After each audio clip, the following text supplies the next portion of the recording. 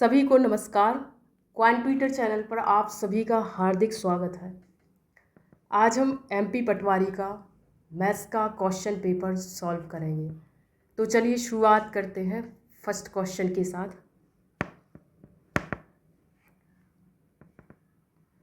एक काला और सफ़ेद छायाचित्र क्रमशः 60% काला 40% सफ़ेद है। यदि छायाचित्र को दोगुना परिवर्धित किया जाता है तो सफ़ेद प्रतिशत है। कोई छायाचित्र है, उसके 100 हिस्से हैं, ये हम मान लेते हैं। तो 100 में से 60% हिस्सा क्या है? काला है। मतलब काला हिस्सा कितना है? 100 में से 60% काला है।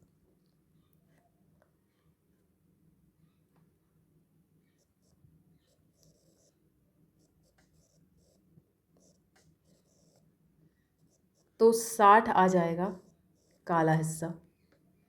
ठीक है। अब 40% हिस्सा सफ़ेद है। मतलब सफ़ेद कितना आ जाएगा?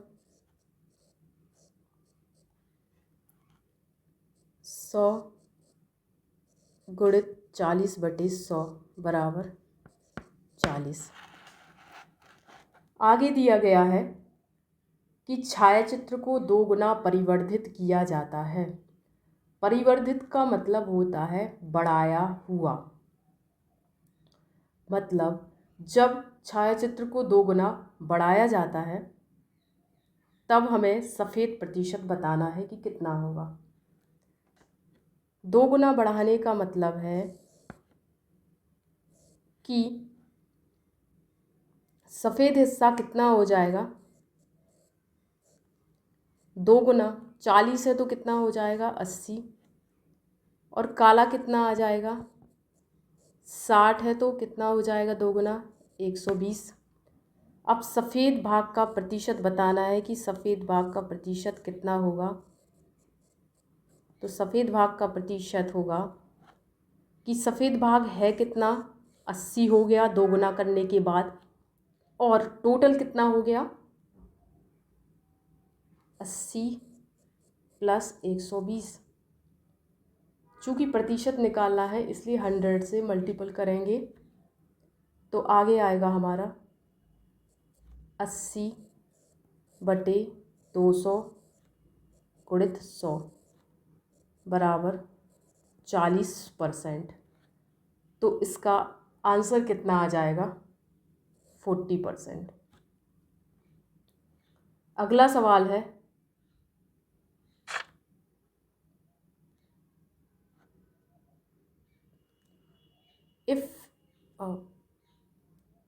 यदि 1 2 3 4 ये दिया गया है से ABCD इस प्रकार अलग अलग संख्याएं हैं कि A/B माइनस C/D बराबर 1, तो BD की वैल्यू बतानी है।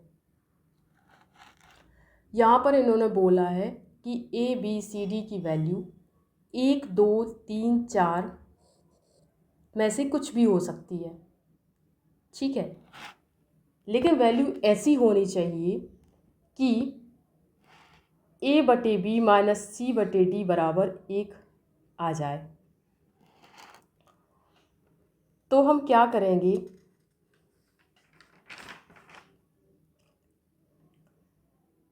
तो इससे हम ये कह सकते हैं कि A/B की जो वैल्यू है वो C/D से बड़ी होनी चाहिए। A/B की वैल्यू बड़ी होनी चाहिए C/D से, क्योंकि यहाँ पे एक जो है वो क्या है? पॉजिटिव आया है। तो इसलिए A/B की वैल्यू कैसी होनी चाहिए? बड़ी होनी चाहिए। दूसरी बात ये है कि A/B और C/D की वैल्यू इस तरीके से होना चाहिए कि जैसे यहाँ पर 4 आया और यहाँ पे 3। ठीक है, मतलब A/B की वैल्यू हमेशा C/D की वैल्यू से बड़ी होनी चाहिए। यहाँ पे 4 आया तो यहाँ पे 3 आना चाहिए, क्योंकि हमें जो चाहिए है वो क्या चाहिए? 1 चाहिए है। ठीक है, तो इन दोनों का करेंगे तो कितना आ जाएगा? 1 आ जाएगा। ऐसे ही यहाँ पे क्या होना चाहिए? 3 आए, A/B की वैल्यू या तो 3 आनी चाहिए और यहाँ C/D की वैल्यू कितनी आ जाए? 2 आ जाए। इसी प्रकार यदि ए बटी बी की वैल्यू 2 आ रही है तो यहाँ सी बटी डी की वैल्यू कितनी आ जाए, 1 आ जाए, ताकि इन दोनों का डिफरेंस जो है वो कितना चाहिए हमारे लिए, 1 चाहिए। अब हम क्या करेंगे कि सबसे पहले हम एक काम करते हैं कि ए बटी बी की वैल्यू कितनी, 4 आ जाए।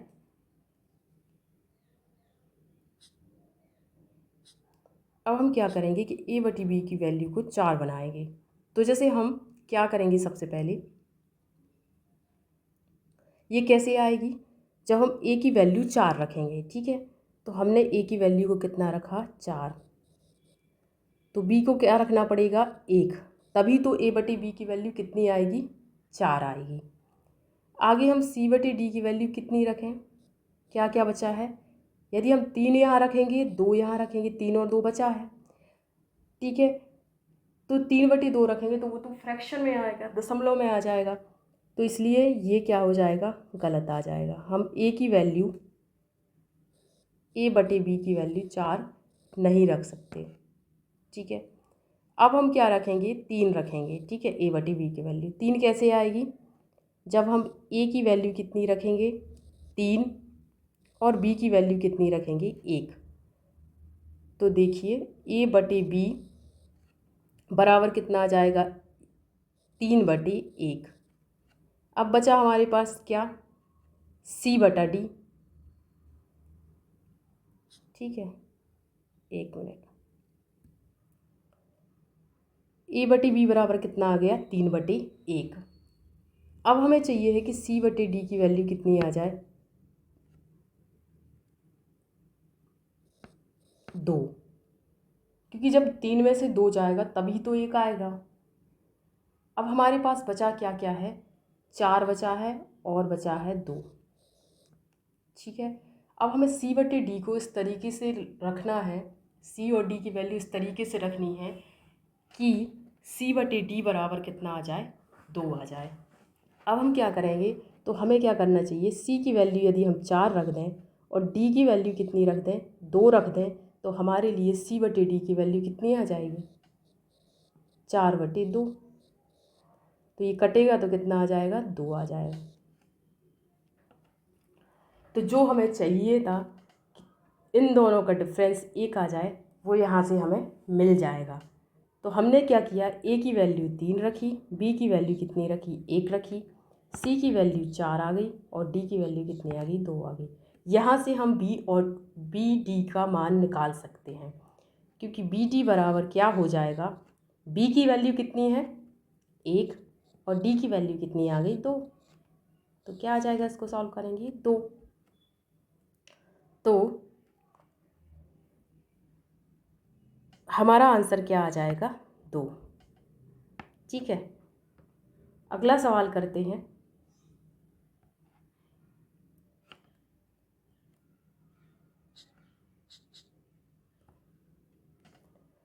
यदि 2 की पावर x बराबर 128 है तो 2 की पावर x + 1 क्या होगा। यदि हमें x की वैल्यू पता चल जाए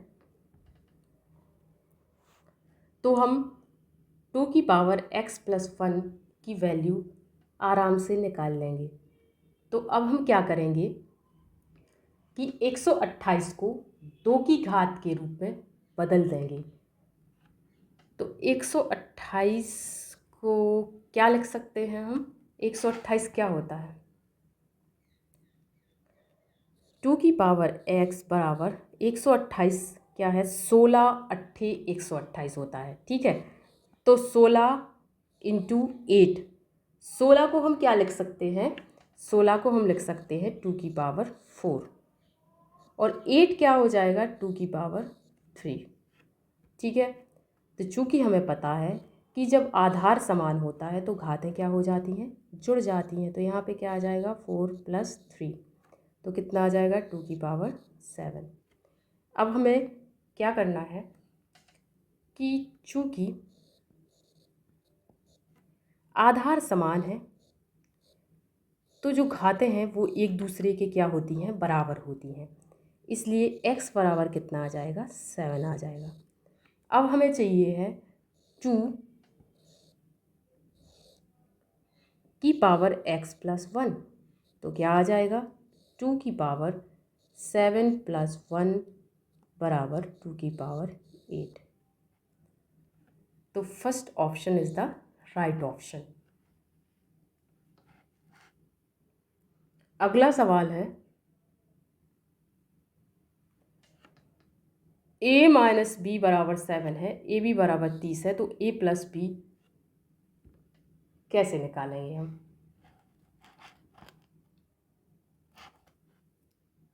तो a माइनस बी बराबर 7 दिया गया है और a प्लस बी बराबर ए बी बराबर 30 है,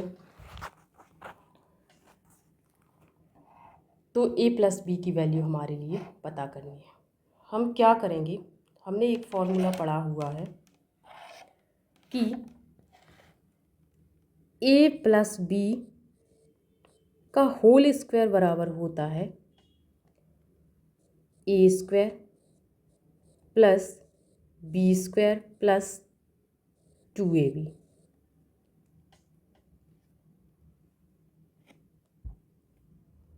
अब हम क्या करेंगे कि इसके बराबर क्या लिखेंगे, a माइनस बी का होल स्क्वायर प्लस 4ab।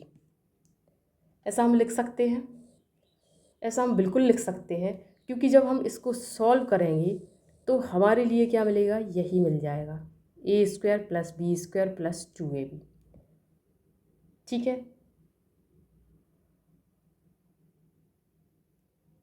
अच्छा ठीक है, सॉल्व कर लेते हैं। हम क्या करेंगे, a square a minus B का होल स्क्वायर प्लस 4ab, इसको सॉल्व करके एक बार देख लेते हैं। ये आ जाएगा a स्क्वायर, हमें पता है a माइनस बी का होल स्क्वायर की वैल्यू क्या होती है, a square minus 2ab plus B square plus 4ab। अब क्या होगा, a square plus B square, 4ab में से 2ab चला जाएगा तो क्या बचेगा, प्लस 2ab। आ गया ना, a square plus B square plus 2ab। अब हम क्या करेंगे, हमने ऐसा इसलिए किया है, हमने जब देखा कि a माइनस बी की वैल्यू यहाँ पे दी गई है और ए बी की वैल्यू दी गई है, तो हमें किसी भी तरीके से इस फॉर्मूले को इसमें कन्वर्ट करना पड़ेगा। ठीक है, ताकि हम a माइनस बी की वैल्यू रख सकें और ए बी की वैल्यू रख करके इसको सॉल्व कर लें। इसलिए हमने इसको इस तरीके से कन्वर्ट किया है। ठीक है, अब हम क्या करेंगे कि जो जो वैल्यू दी गई हैं उसको हम रख देंगे। a माइनस बी की वैल्यू हमारे लिए क्या दी गई है, 7, तो 7 का स्क्वायर प्लस 4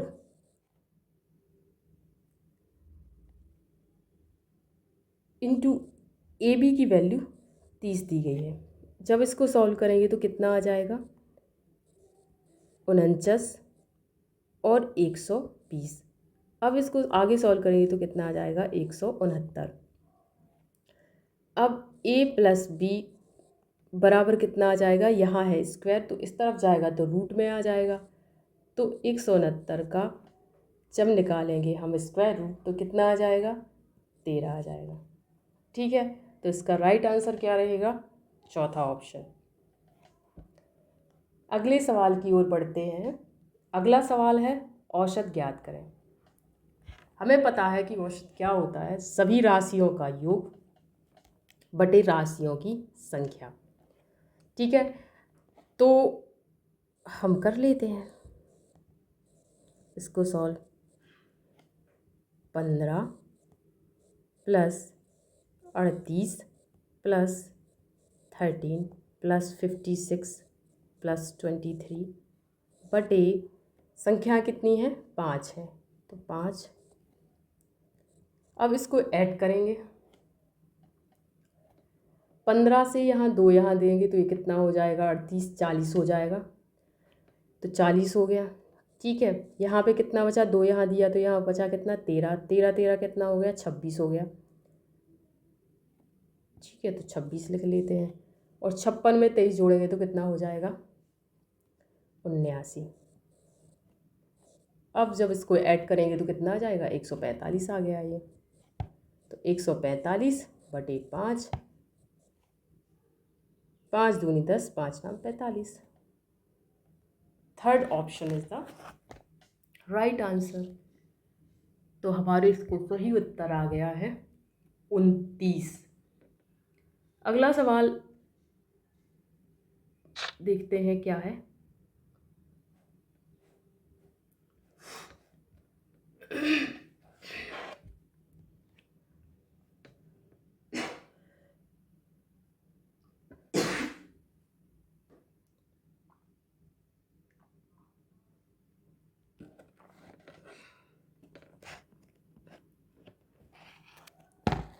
अगला क्वेश्चन है ABCD एक वर्ग है जिसकी भुजा 6 सेंटीमीटर है। यदि CM तथा CN रेखाएं वर्ग क्षेत्र को 3 समान भागों में विभाजित करती हैं, CM की लंबाई सेंटीमीटर में कितनी है?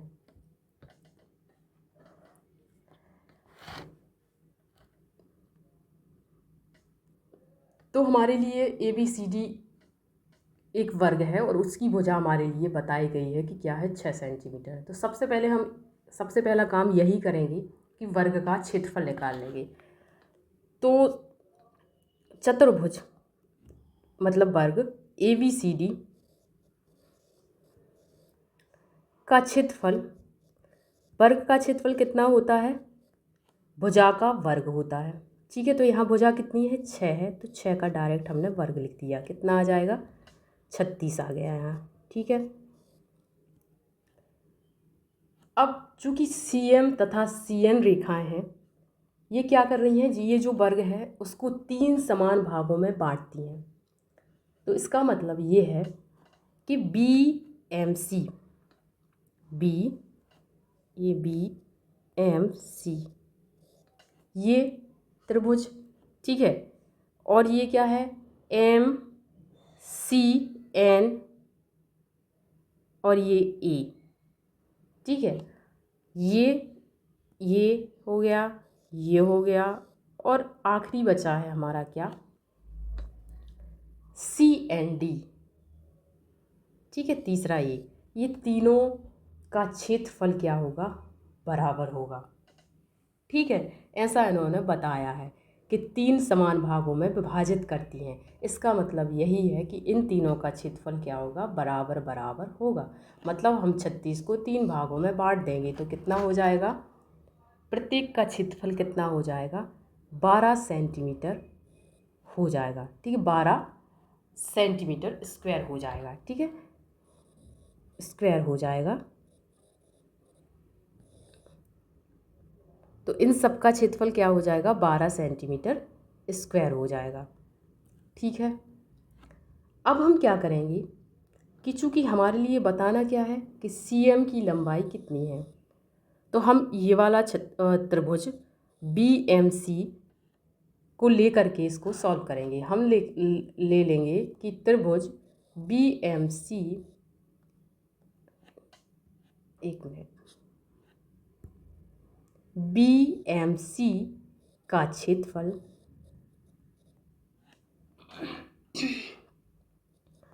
1/2 BC इंटू BM, तो इसका क्षेत्रफल कितना आ गया 12, 1/2 इंटू 6 गुणित BM। ठीक है, यहाँ से हमें BM पता चल जाएगा कि BM की लंबाई कितनी है। तो इसको सॉल्व करेंगे तो हमारा क्या आ जाएगा, BM की वैल्यू कितनी आ जाएगी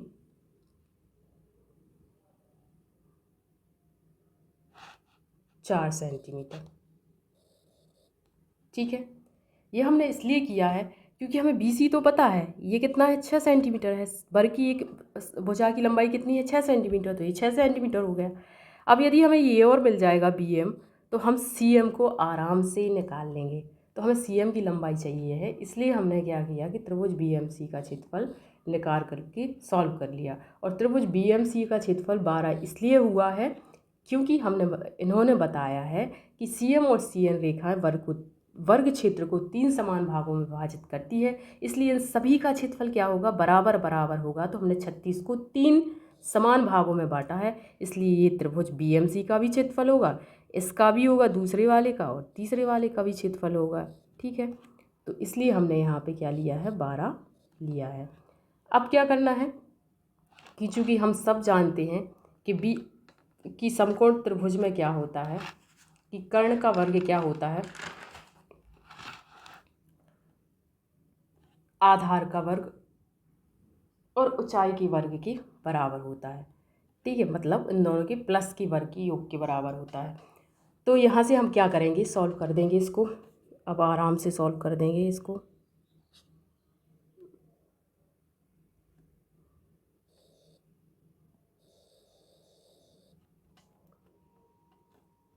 त्रिभुज BMC में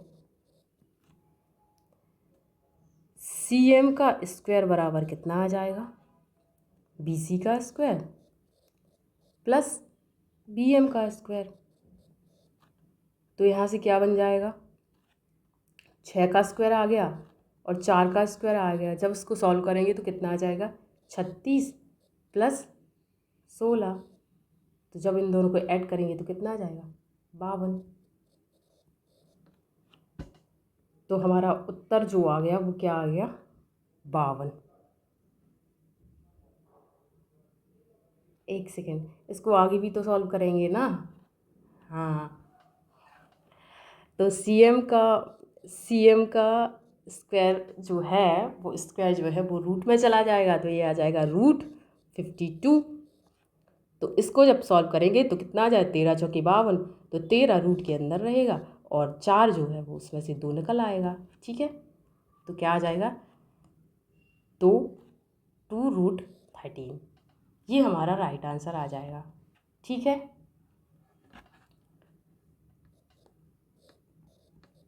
तेरह गुणित 4 और 4 को हम क्या लिख सकते हैं, 2 का स्क्वायर। ठीक है, इसलिए ये आंसर क्या आ जाएगा, सेकंड ऑप्शन जो है इसका राइट उत्तर रहेगा। अगला सवाल पढ़ते हैं, अगले सवाल की तरफ। एक समलंब की 2 समांतर भुजाओं का अंतर 8 मीटर है। ठीक है, ठीक है भाई। उन दोनों के बीच की लंबवत दूरी 24 मीटर है, ये भी ठीक है।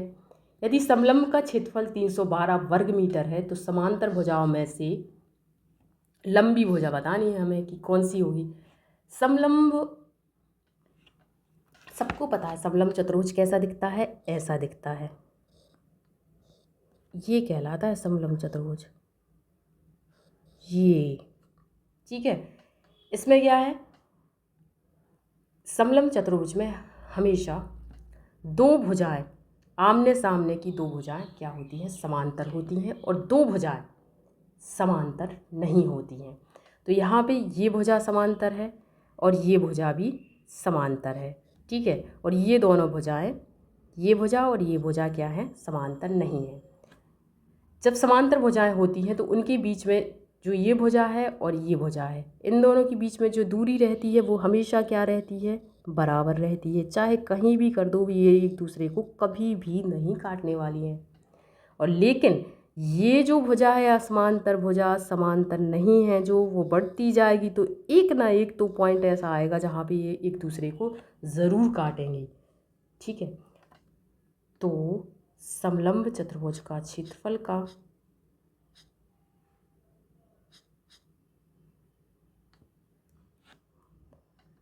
ठीक है, तो यहाँ से अब हमारे लिए क्या है कि दिया गया है कि समलंब की 2 समांतर भुजाओं का अंतर 8 मीटर है। ठीक है, तो यदि हम एक भुजा को x मान लें तो दूसरी भुजा क्या ले सकते हैं, x + 8। और जब इन दोनों का डिफरेंस हम निकालेंगे तो कितना आएगा, 8 ही आएगा। तो एक भुजा को हमने x मान लिया और दूसरी कितनी हो जाएगी, x + 8। चूँकि इन्होंने बताया है कि इन दोनों के बीच की लंबवत दूरी जो है वो कितनी है, 24 मीटर है। ठीक है, तो ये जो दी गई है वो कितनी दी गई है, उन्होंने 24 दी गई है। चूँकि हमें पता है कि समलंब चतुर्भुज का क्षेत्रफल कितना होता है, समलंब चतुर्भुज का क्षेत्रफल 1/2 समांतर भुजाओं का योग। समांतर भुजाएं कौन सी हैं? x+x+8 इंटू उन दोनों के बीच की लंबवत दूरी। तो ये कितनी दी गई है? 24 दी गई है। अच्छा, और इन्होंने ये भी दिया गया है कि समलंब चतुर्भुज का क्षेत्रफल जो दिया गया वो 312 वर्ग मीटर दिया गया है। तो हम यहाँ लिख देंगे 312 1/2, इसको जोड़ेंगे तो कितना है? 2x+8 into 24। अब इसको सॉल्व करेंगे।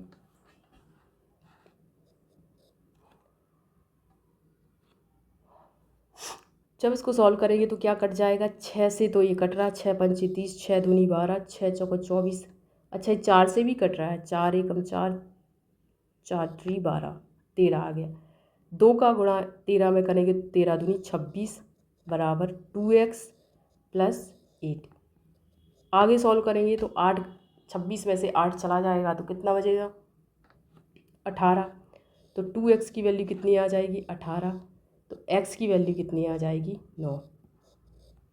लेकिन हमारे लिए क्या चाहिए? बड़ी भुजा की समांतर भुजाओं में से लंबी भुजा, बड़ी भुजा बताना है। तो x जो है वो छोटी भुजा है, बड़ी भुजा कितनी आ जाएगी? x+8 मतलब 9+8 बराबर कितना हो जाएगा? 17।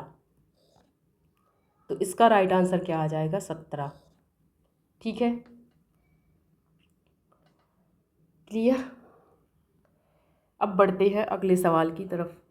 अगला सवाल है, यदि 2x³ + x² - 3x - 3 को 2x - 1 से विभाजित किया जाता है तब शेष क्या है? ऐसे सवालों को हम कैसे सॉल्व करेंगे?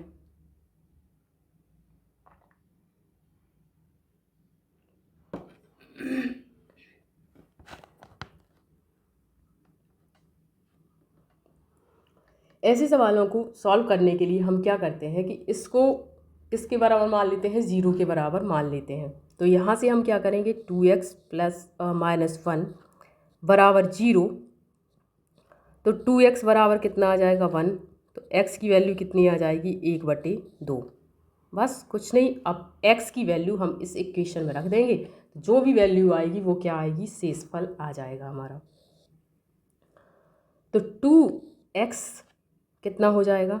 1/2 का क्यूब प्लस 1/2 का स्क्वायर माइनस 3 इंटू 1/2 माइनस 3।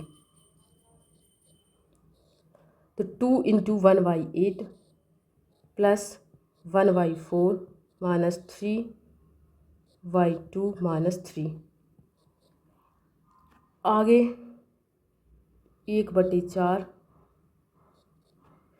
इसको सॉल्व करेंगे तो कितना आ जाएगा? 1/4 प्लस 1/4 माइनस 3/2 माइनस 3। ठीक है, आगे सॉल्व करेंगे तो कितना आ जाएगा? 1/4 और 1/4 जोड़ेंगे तो 2/4 माइनस 3/2 माइनस 3। 2/4 का मतलब होता है 1/2 माइनस 3/2 माइनस 3। अब आगे इसको सॉल्व करेंगे तो कितना आ जाएगा? इसको हटा देते हैं हम और इसको आगे यहाँ सॉल्व करेंगे। 1/2 माइनस 3/2 माइनस 3। 2 आ जाएगा एलसीएम, 3 में से 1 गया -2। ठीक है, -3 मतलब ये कितना आ जाएगा? ये कटेगा तो कितना आ जाएगा? -1 -1 -3 बराबर कितना आ जाएगा? -4। तो इसका आंसर आ गया है -4। ठीक है,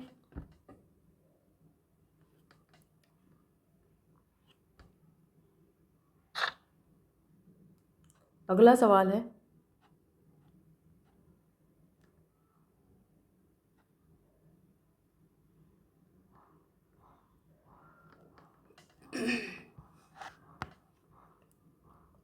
एक 200 मीटर लंबी रेलगाड़ी एक खंभे को 10 सेकंड में पार करती है। वही रेलगाड़ी उसी गति से 500 मीटर लंबी प्लेटफॉर्म को कितने सेकंड में पार करेगी? हम कहाँ थे? एक 200 मीटर लंबी रेलगाड़ी एक खंभे को 10 सेकंड में पार करती है। वही रेलगाड़ी उसी गति से 500 मीटर लंबी प्लेटफॉर्म को कितने सेकंड में पार करेगी? तो जब क्या होता है, पहली बात तो हमें पता है कि चाल बराबर क्या होता है, दूरी बटे समय।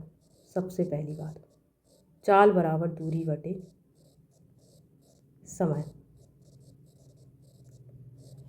दूसरी बात यह है कि इन्होंने बोला है कि 200 मीटर लंबी रेलगाड़ी, एक रेलगाड़ी है, ये रेलगाड़ी है, ठीक है।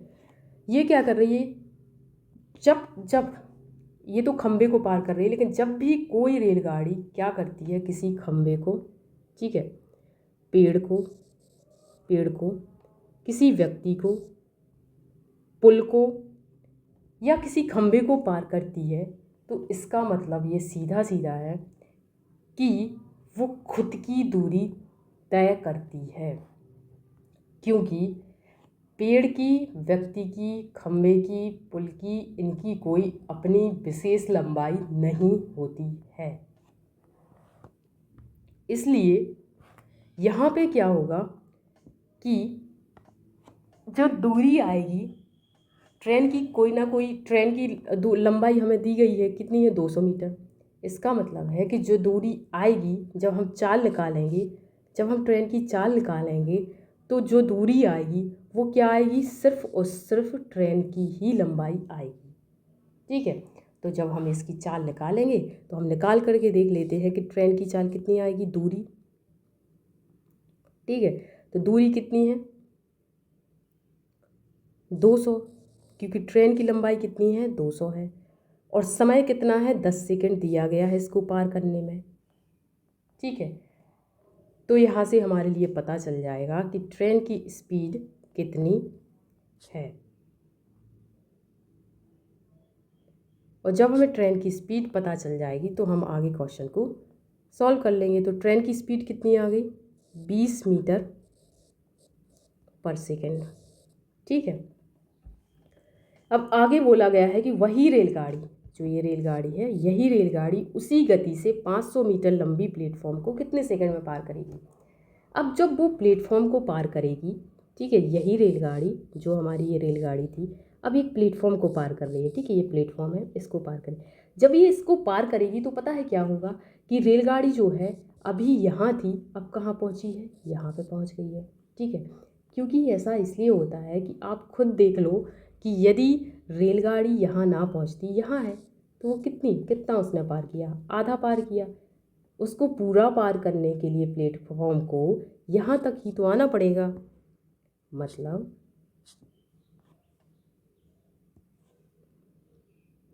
प्लेटफॉर्म ये है, तो रेलगाड़ी कहाँ पहुँचेगी, यहाँ पहुँचेगी। जब रेलगाड़ी यहाँ पहुँचेगी तब वो प्लेटफॉर्म को, ये प्लेटफॉर्म है जो 500 मीटर लंबा दिया गया है, और ये हमारी रेलगाड़ी है जो कि कितनी है, 200 है, ठीक है। ये कितनी है, 200 दी गई है। तो जब रेलगाड़ी इस प्लेटफॉर्म को पार करेगी तो इसका मतलब है पूरी तरह से पार करेगी, इसका मतलब है कि उसने अपनी दूरी के साथ साथ, प्लेटफॉर्म की दूरी के साथ साथ उसने खुद की भी दूरी तय की है। इसलिए जो लंबाई आएगी वो कितनी आएगी, प्लेटफॉर्म की लंबाई और ट्रेन की लंबाई, ठीक है। तो हमें बताना है कि समय कितना लगेगा उसको प्लेटफॉर्म को पार करने में। तो समय बराबर कितना हो जाएगा, चूँकि चाल बराबर दूरी बटे समय होता है, तो समय बराबर क्या हो जाएगा, दूरी बटे चाल। यहाँ पर चाल, दूरी बटे चाल, ठीक है। तो चाल कितनी है, 20 मीटर पर सेकंड, ठीक है, तो यहाँ पे कितना आ जाएगा 700/20, तो ये कट जाएगा, कितना आ जाएगा 35 सेकंड। ठीक है, तो आंसर कितना आ गया, तीसरा ऑप्शन इसका राइट आंसर है। ठीक है, हमने क्या किया, दूरी को क्या किया, प्लेटफॉर्म और ट्रेन की लंबाई को ऐड किया और उसके बटे में क्या आ जाएगा, यहाँ पे 20। ठीक है, बटे चाल, और चाल हमने निकाला था, ट्रेन की स्पीड हम निकाल चुके हैं पहले, वो कितना आ गया 20 आ गया। तो हम क्या करेंगे 700/20, तो हमारा राइट आंसर क्या आ जाएगा 35 सेकंड। ठीक है, अगला सवाल है, यदि एक वस्तु का विक्रय मूल्य उसके क्रय मूल्य का 1.5 गुना है तो लाभ परसेंट हमें बताना है कि क्या होगा। क्या करेंगे हम इसमें कि हम मान लेते हैं कि क्रय मूल्य जो है वो कितना है, x है, CP हमारा कितना है, x है, तो SP कितना हो जाएगा, चूँकि 1.5 गुना है तो 1.5x आ गया। लाभ परसेंट का फॉर्मूला होता है, कितना होता है, SP माइनस CP बटे CP गुणित 100। ठीक है, तो यहाँ से क्या करेंगे, SP की वैल्यू कितनी है 1.5x और CP की वैल्यू कितनी है, x है, बटे CP कितना आ जाएगा, x को कॉमन लेंगे तो कितना आ जाएगा, x 1.5 माइनस 1, ठीक है, बटे x इंटू 100। अब इसको सॉल्व कर देंगे, x कट जाएगा, 1.5 में से जब 1 घटेगा तो कितना बचेगा, 0.5 बचेगा। यहाँ हम लिख देते हैं 0.5, ठीक है, इंटू 100 बराबर कितना आ जाएगा 50%। ठीक है, तो 50% का उसको क्या हो गया, लाभ प्राप्त हुआ। अगला सवाल कह रहा है कि 24 पुरुष एक कार्य को 40 दिनों में पूर्ण कर सकते हैं, 30 दिनों में कार्य को पूर्ण करने के लिए आवश्यक पुरुषों की संख्या कितनी है। ठीक है, 24 पुरुष एक काम को कितना 40 दिनों में करते हैं, तो ये हमारा क्या आएगा टोटल काम, कि 24 पुरुष 40 दिनों में एक काम को करते हैं। अब बताना है कि 30 दिनों में कार्य को पूर्ण करने के लिए आवश्यक पुरुषों की संख्या कितनी होगी। इसी काम को करना है, पहले 40 दिनों में कर रहे थे 24 पुरुष, अब 30 दिनों में काम करवाना है, मतलब जल्दी काम को करवाना है, तो हमें पुरुषों की जितनी आवश्यकता होगी वो कितनी होगी, वो ज़्यादा होगी, 24 से ज़्यादा ही आएंगे। तो हम क्या करेंगे, यहाँ क्या करेंगे 30 गुणित, हम मान लेते हैं कि x पुरुषों की आवश्यकता होगी।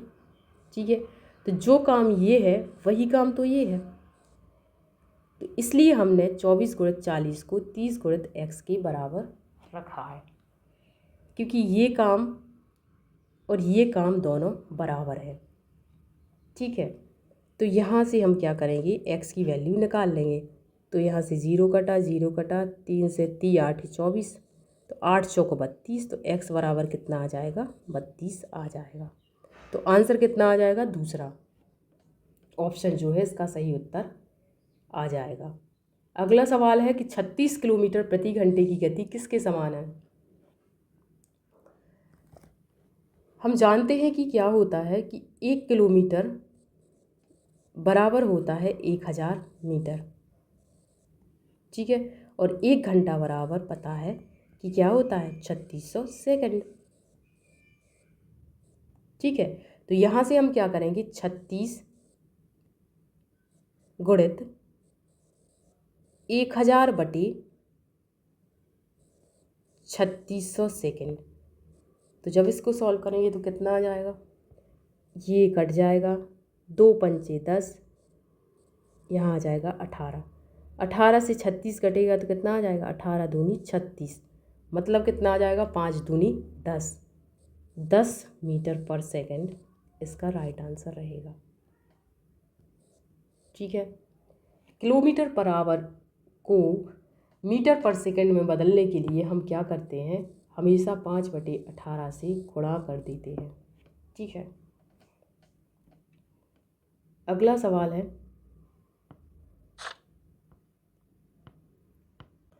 अगला सवाल कह रहा है कि 3 व्यक्तियों की वर्तमान आयु 2:3:4 के अनुपात में है। यदि हम मान लेते हैं कि उनकी आयु कितनी है, 2x,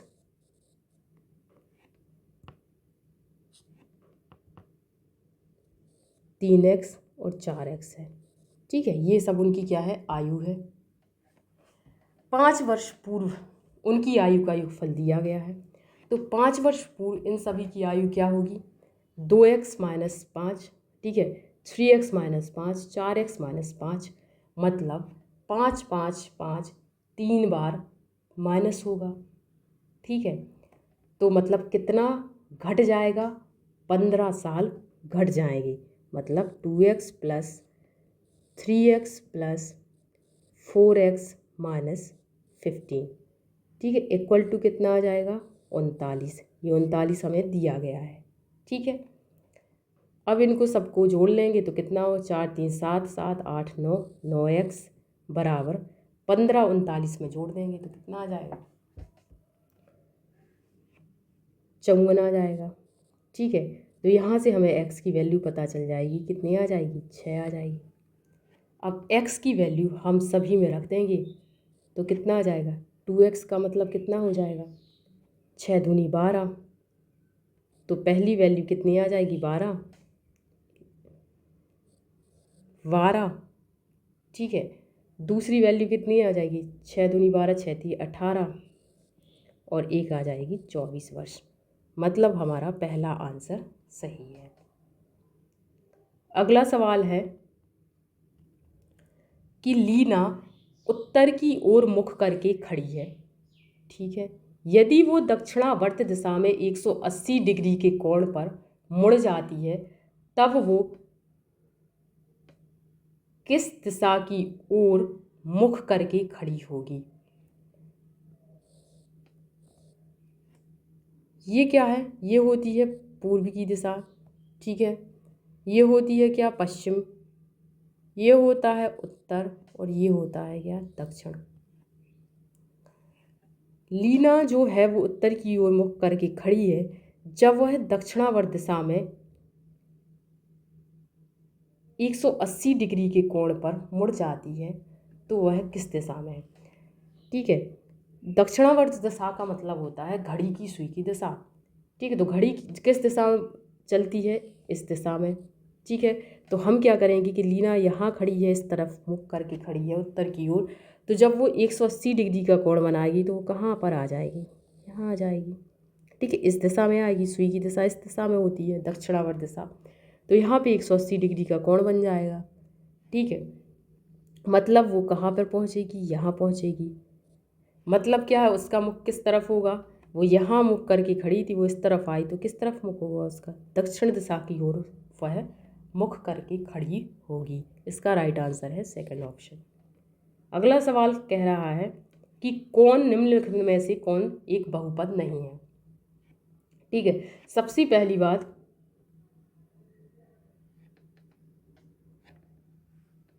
सबसे पहले हम क्या करेंगे, इस क्वेश्चन का आंसर देने के लिए हमें क्या करना पड़ेगा, पहले पता होना चाहिए कि बहुपद होता क्या है आखिर। तो सबसे पहली बात, उससे भी पहली बात कि पद क्या होता है। तो जैसे हमने लिखा 5, ये एक पद है, 2x ये भी एक पद है, 7y ये भी एक पद है। अगर हम इसे जोड़ें या चिन्ह माइनस का चिन्ह लगा दें तो क्या होगा, जैसे हमने इन दोनों को जोड़ दिया, 2x प्लस 7y। ठीक है, तो क्या हो गया,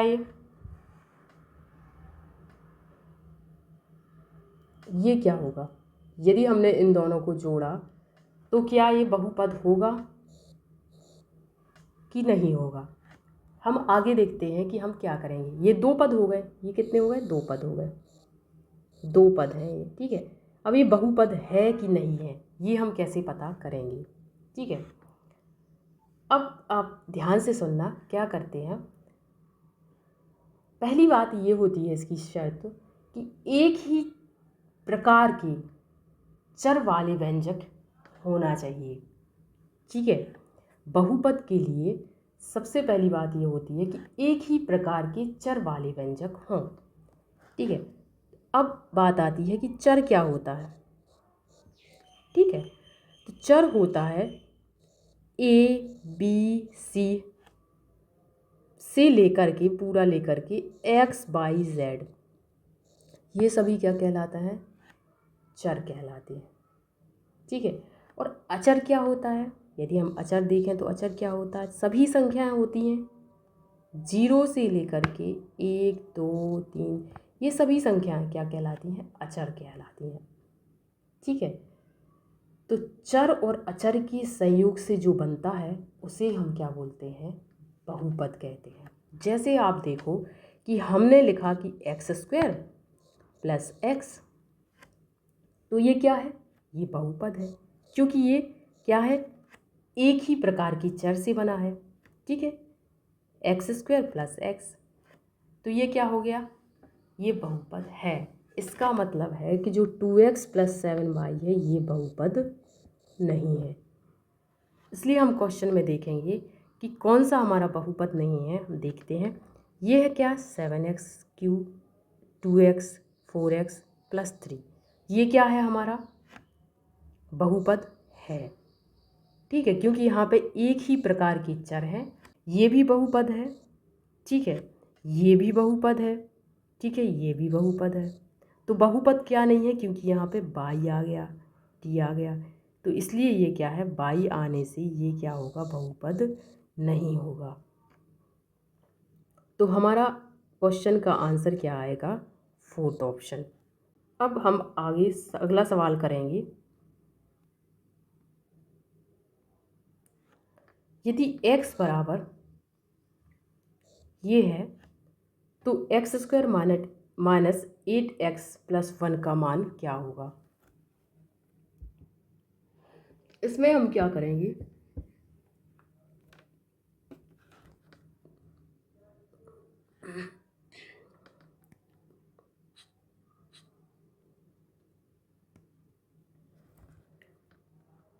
क्या है, √5 है माइनस √3 है अपॉन √5 प्लस √3, ठीक है।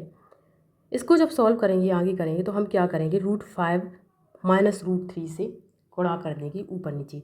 ऐसा करने से क्या हो जाएगा कि हमारे लिए एक फॉर्मूला मिल जाएगा नीचे, जो कि क्या होता है, a² माइनस b² बराबर कितना होता है, a plus B a minus B, ठीक है। तो इससे ये इक्वेशन बहुत इजीली सॉल्व हो जाएगी और हमारे लिए x की वैल्यू जल्दी से निकल करके आ जाएगी, ठीक है। तो हम क्या करेंगे, √5 माइनस √3 बटे √5 माइनस √3, ठीक है। अब इसको सॉल्व करेंगे तो कितना आ जाएगा, यहाँ तो बन जाएगा कि √5 माइनस √3 का होल स्क्वायर, और यहाँ आ जाएगा √5 का स्क्वायर माइनस √3 का स्क्वायर, ठीक है। अब इसको आगे सॉल्व करेंगे तो क्या आ जाएगा,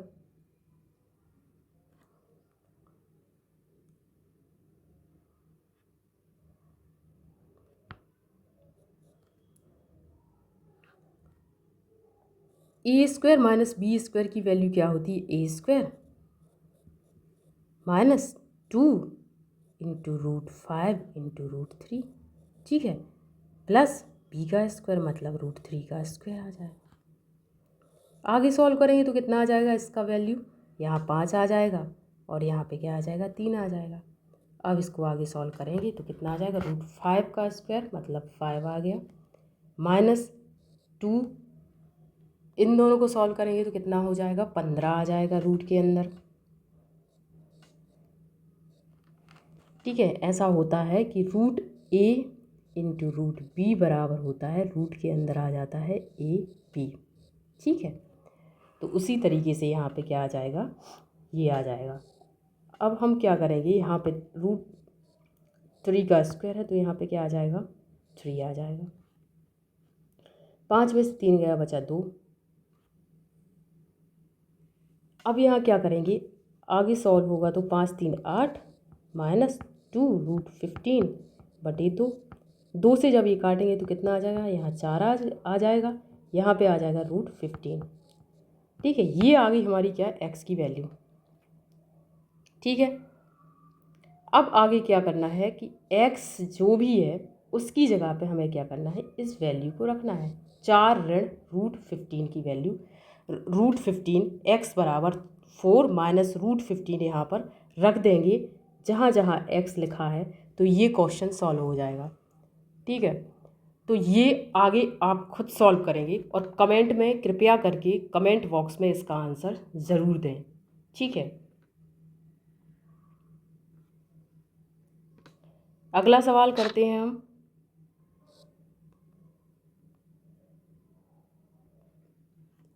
अगला सवाल है कि 9584 के ठीक अनुवर्ती पूर्ण वर्ग पूर्णांक है। अनुवर्ती का मतलब होता है कि अनुसरण करने वाला, ठीक है, बाद में आने वाला। तो इस सवाल को हम दूसरे शब्दों में ये कह सकते हैं कि 9584 में मतलब 9584 में क्या जोड़ें कि संख्या क्या हो जाए, पूर्ण वर्ग बन जाए। ठीक है, ठीक है, तो अब हम क्या करेंगे कि जब भी ऐसा क्वेश्चन आए तो पहला कॉन्सेप्ट जो हमें अपने दिमाग में बिठाना है वो ये है कि ऐसे क्वेश्चन को हम क्या करेंगे, वर्गमूल निकालने की जो भाग विधि होती है उससे सॉल्व करेंगे। ठीक है, तो यहाँ से हम कैसे करेंगे, ये ऐसा किया, ठीक है, फिर ये किया 9 5 8 4। ठीक है, अब क्या करेंगे, इनको 2 भागों में ऐसे बांट देंगे, बांट दिया। अब हम क्या करेंगे, जो ये 95 लिखा है ना, इसमें हम देखेंगे कि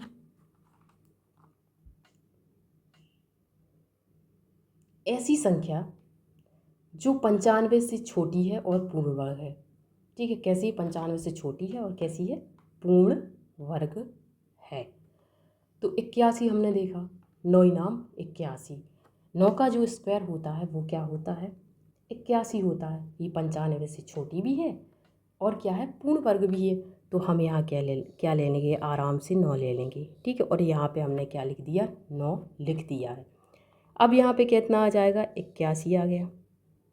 ठीक है भाई, 81 आ गया। 95 में से 81 हम घटा देंगे तो कितना आ जाएगा, 14 आ गया। ये भी ठीक है। ऐसे सवालों में जब हम करते हैं तो क्या करते हैं, 9 में 9 जोड़ना पड़ता है। ठीक है, तो जोड़ दिया, 18 आ गया। अब क्या करेंगे कि इसके बाद क्या होगा कि जो 84 लिखा है यहाँ पे एक एक नहीं है, यहाँ पे एक एक संख्या नहीं आती, यहाँ पे जोड़े में संख्या आती है। तो यहाँ पे हम क्या कर देंगे, जो 84 लिख देंगे।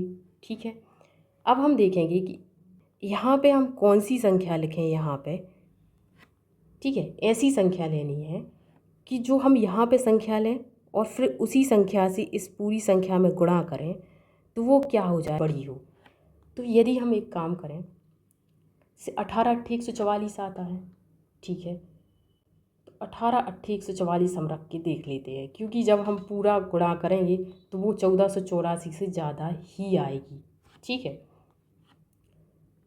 तो जैसे हमने क्या किया, 1 8 और इस जगह पे यहाँ पे 0 नहीं है, यहाँ पे क्या है कि हमें एक संख्या रखनी है। ठीक है, तो यहाँ पे हम क्या रख लेते हैं, यदि 8 रखें और फिर गुणा करके देखें कि हमें ये लग रहा है कि 18 8 144 होता है, तो शायद इसके आसपास इससे बड़ी ही आएगी। ठीक है, मतलब 1484 से बड़ी ही आएगी। अब करके देखते हैं, 8 × 64, 4 आया, 6 आया, कैरी। 18 8 144, 144 में 6 जोड़ेंगे तो कितना हो जाएगा 150। बिल्कुल सही। ये क्या हुआ 1484 से हमारी संख्या क्या आई, थोड़ी सी बड़ी आ गई। तो बस यही संख्या हमें चाहिए थी, तो हमने लिख दिया 1504। ठीक है, अब क्या करेंगे, ये संख्या बड़ी है तो बिल्कुल बड़ी संख्या में से ही हम छोटी संख्या को घटा देंगे। घटा देंगे तो कितना आ जाएगा, 4 में से 4 गया, कितना आ जाएगा 0। यहाँ लिख देते हैं हम, ठीक है, अभी इसको 0 आ गया। और यहाँ से कैरी करेंगे तो कितना, 10 में से 8 गया, बचा कितना 2, मतलब कितना आ जाएगा माइनस का 20 आ गया। और पूर्ण वर्ग बनने के लिए यही संख्या तो कम पड़ रही थी। इसका मतलब है कि यदि हम इस संख्या में 20 और जोड़ दें 95 84 में, तो ये संख्या क्या बन जाएगी, पूर्ण वर्ग संख्या बन जाएगी। ठीक है, तो हम इसमें जोड़ देते हैं तो कितना आ जाएगा 95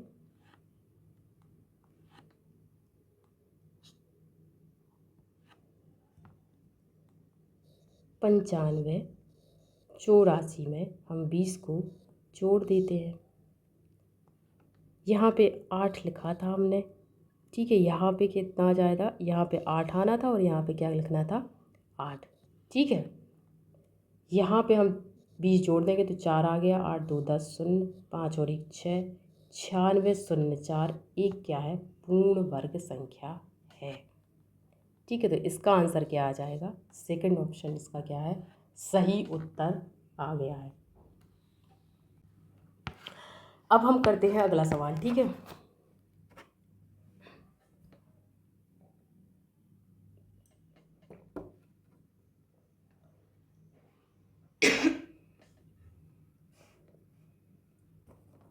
अगला सवाल है कि 7x² plus 56x plus 90 equal to 0 है, तो x प्लस 4 का होल स्क्वायर किसके बराबर होगा। यहाँ पे कुछ नहीं करना है, यहाँ पे सिर्फ इतना करना है कि हमें x प्लस 4 का होल स्क्वायर की वैल्यू चाहिए है। तो ये वैल्यू कैसे आएगी, कुछ नहीं करना है, सिर्फ और सिर्फ ये दिमाग लगाना है हमारे लिए कि जैसे यहाँ पे क्या है, हम इसको कुछ ऐसा करें कि x प्लस 4 की फॉर्म में आ जाए। तो ऐसा करने के लिए हम क्या करेंगे, जैसे हमने ये देखा कि यहाँ पे 7 है, ठीक है, यहाँ पे 56 है, मतलब 7 का मल्टीपल है। तो हम क्यों ना यहाँ पे भी कुछ ऐसी संख्या में तोड़ दें 90 को कि वो क्या आ जाए, कि वो उसमें 7 का भाग चला जाए, एक संख्या ऐसी आ जाए जिसमें 7 का भाग चला जाए। तो हमने एक संख्या 84 ले ली और एक 6 ले ली।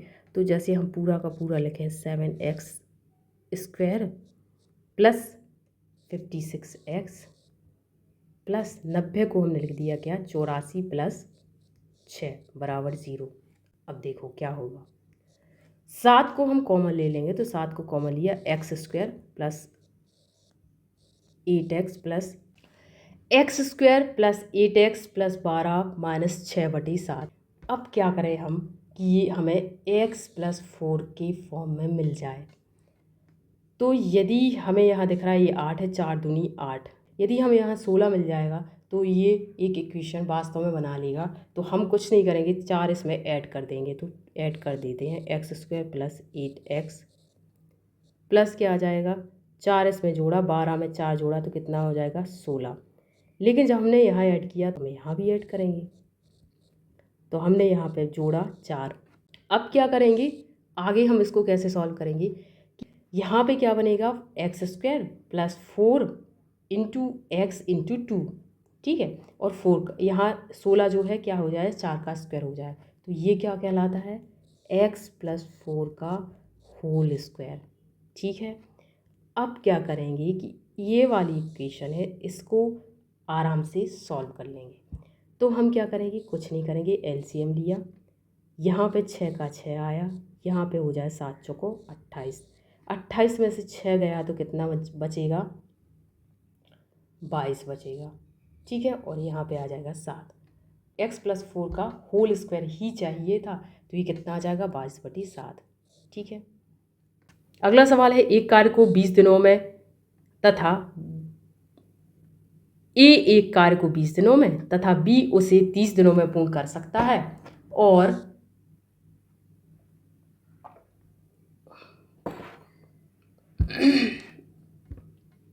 ए और बी दोनों साथ कार्य करते हैं, तो कार्य कितने दिनों में पूर्ण हो जाएगा। ए है और बी है, दोनों हैं। ए 20 दिनों में करता है, ठीक है, बी 30 दिनों में करता है। दोनों का एलसीएम ले लेंगे, जो एलसीएम आएगा वो क्या कहलाता है, टोटल वर्क कहलाता है। ये हमारा क्या कहलाता है, टोटल वर्क कहलाता है। अब हमें क्या करना है कि 20 दिनों में ये कितनी 60 यूनिट कंप्लीट करते हैं, तो एक दिन में कितनी करेंगे, 3 यूनिट। अच्छा, 30 दिनों में 60 यूनिट कंप्लीट करते हो, एक दिन में 2 यूनिट।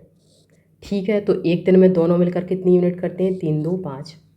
बढ़िया है। अब क्या करेंगे कि हमें मिलकर बताना है कि दोनों एक साथ मिलकर कितना दिनों में पूर्ण हो जाएगा वो कार्य। तो क्या करेंगे, कुछ नहीं, टोटल वर्क कितना है, 60 है, और दोनों मिलकर के कितना काम कर रहे हैं, 5। ये उनकी क्षमता है, ये टोटल कार्य है।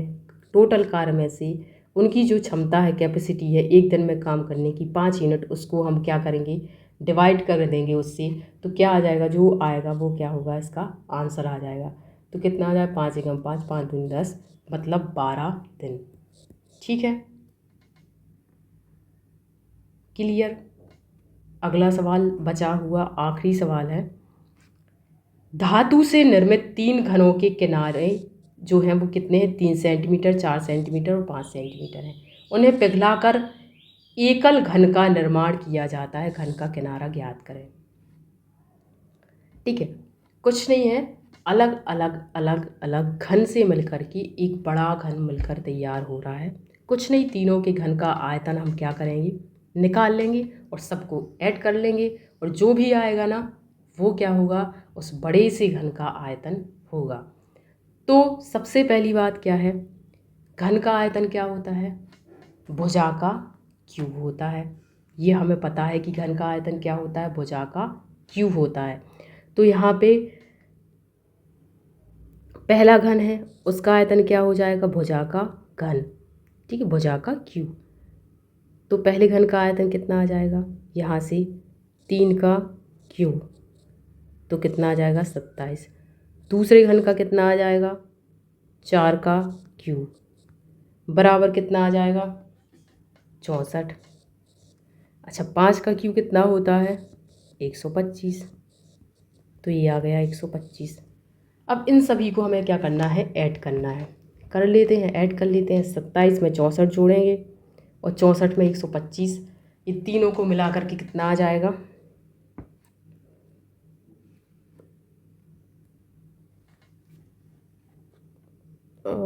Add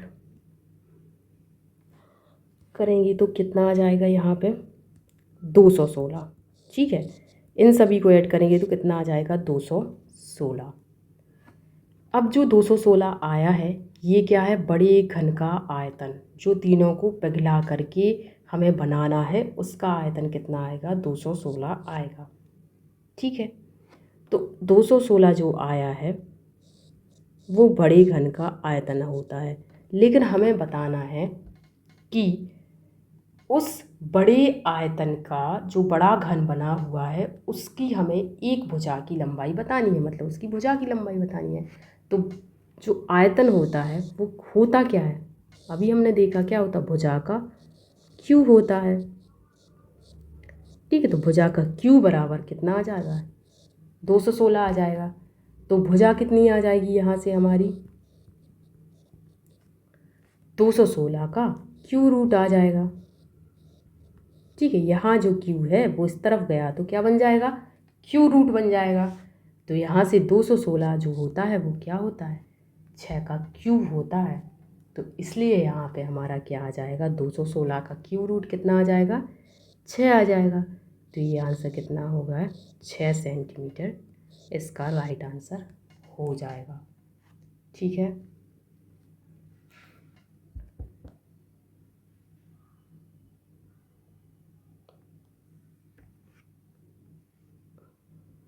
clear?